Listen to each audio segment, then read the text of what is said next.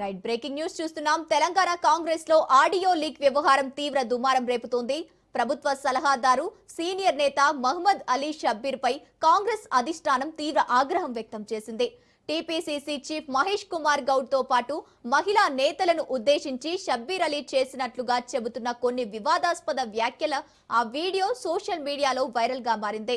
సొంత పార్టీ నేతలపై ముఖ్యంగా పీసీసీ అధ్యక్షుడిపై ఇలాంటి వ్యాఖ్యలు చేయడంపై ఏఐసీసీ క్రమశిక్షణా సంఘం తీవ్రంగా పరిగణించింది. ఇక పార్టీ ప్రతిష్టకు భంగం కలిగించేలా వ్యవహరించినందుకు గాను షబ్బీర్ అలీకి కాంగ్రెస్ క్రమశిక్షణా కమిటీ షోకాజ్ నోటీసులు జారీ చేసింది. ఈ నోటీసులపై నిర్ణీత గడువులోగా వివరణ ఇవ్వాలని ఆదేశించింది. సొంత పార్టీ సీనియర్ నేతపై ఇలా అధిష్టానం చర్యలకు దిగడం రాజకీయ వర్గాల్లో హాట్ టాపిక్ గా మారింది.